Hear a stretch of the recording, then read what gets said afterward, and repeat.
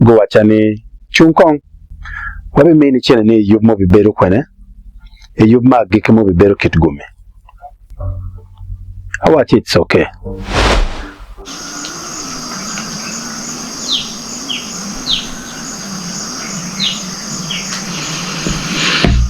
Bear for in my ticket and a July TV chawani video in ni la dire chel makaloni o team nyoni DJ Silva as broken silence, breaking silence. Como motime kidgum mawero and in wajo where event ni yak milapo wit pijoma pongyo Ediwizi versus Parlava boy battle mano miyakote me boma hotel kidgum municipality uduki dong ni yagala kun wero fans ile wit medit ki frustration matak ko berka akibot manager mi Omega Events ni channel pechulo kidong kara ma wo be reception kunu bene team pa iri wizi be berka wa ni channel pa iri wizi no food pe ya lokka gantum parla boy pe wangio side bene and then jori on when put pe ko side in the public bar chawani DJ Silva ukati kimege kun en wajani agreement no be ni en mer ki chule 1.5 million and come 1.5 million in DJ Silva wajani enuni mi kararing PN advertising advertisements no be reduce ki online i channel le YouTube where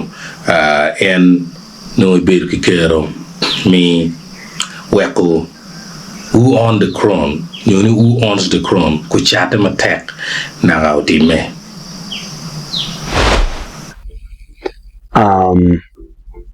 but pol karbet kwani bene gingelo kada mutime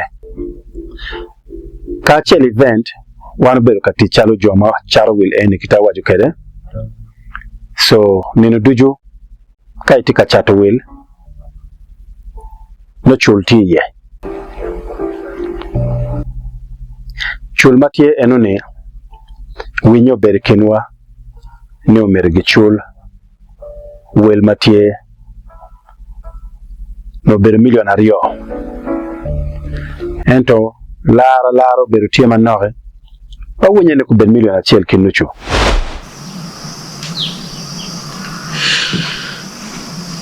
DJ Silva made a nyim kun wani any realizing chawa marung chawa da wotin wai penyu chile adima ti gate ki wani million chel chi koro medo 1.5 chi agera shiro ki chana no and wani ticket chule maduonga ro e ber ki daw wile maduonga ro ber ki daw pingo chana no wen we kareme ko ni ende ya nono kilo ti mai ti ngoni wa ene ay ngojo wonen mai ni no dong en peron kanyo well en isiro ke chane ni timada nge maber lo eno so anen chawati ka chero apenyo lu dirni loka chul mono biberu nini duwachane chene matie million achiel kan dog gate makalar mirako en million achiel enoni ena ya chet kede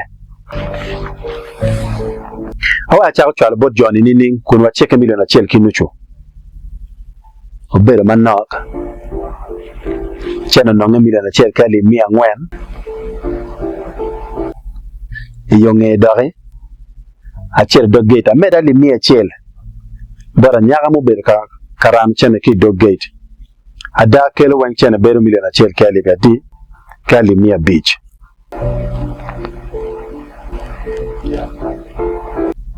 apenyi ni kom chene wen madong tie ene ni kom chene ma watie kere enu dong chene ma warayo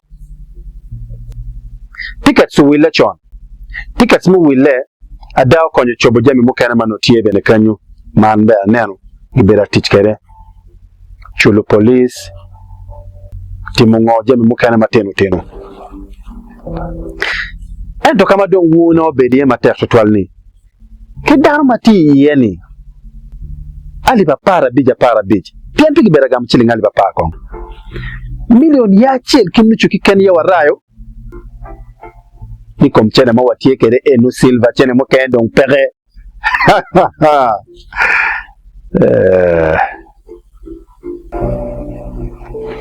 apenyo lu yob luwe kono gibitemu ginini machalo edi wizi gin kipato guwachane chene mo ken don pere adama chal ngata beno tiyo tich awor ke receipt tie invoice chani tie copy ne kitu neno kere ni ndwe machalo kere ki invoice i email ero ngatu dwa obero pere kauno in ngomi bitimu ada ana chule achule pienbe apore me chule atiu Silva kon kitung chiel wayo ni en pe ngwe ki chene kun wayo ni en pe kwala chene na kwala ero ene chula ke kera ye kin ma ene bir ka tinu ne dok wayo ni kane no lok mo no tie ni ene kwala chene na kwala uno ko police don tie no ko case don ti police well en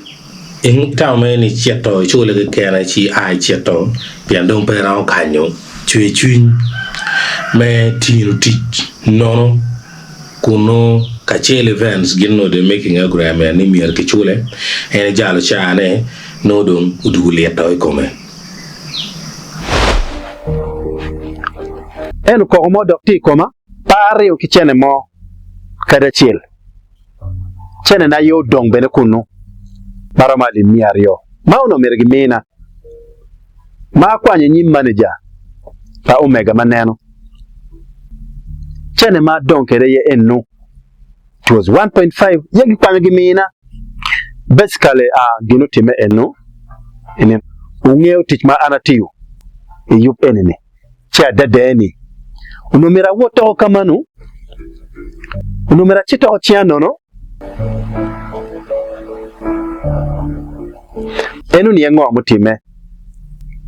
chilok matika woni ana reo kichen pare o kichen no receipt bene enu kitu neno kede uloch ne ka chel bene gingeo ni ana chule kekena eni po beru ko megiki la diti ben wajani chene mo ke ken pa omega events chene mo ke ken pa kachel events chene mo ke ken pa Eddie Wizi chene mo ke ken pa parlo boy Mathieu Borre peke uchwalo clarity ni enuni wako kunwani chene pa jo eguni Mathieu Borre peke any baseless or baseless accusations chilling Mathieu Borre ni chene ma rata ke chule kun wajani en chene be da odong alimiario my ticket demanding kachel events ule fans pa Patolava boy fans pa Eddie Wizi market gum ma jami man utime of course mapuwar mabe lego kijabotu kwani achiru kichene pa Boma Hotel kwani achiru kichene pa Omega no kwani ati kichene pa Eddie Wizi kwani ati kichene pa Pato kwani ngoni hapana kanga tatie kede gware mangeni aginenu time bin kichaden gin matiu ya kwani man kima Paul Bino Borre ye chule ITV e entertainment news enini afo matek kwangu man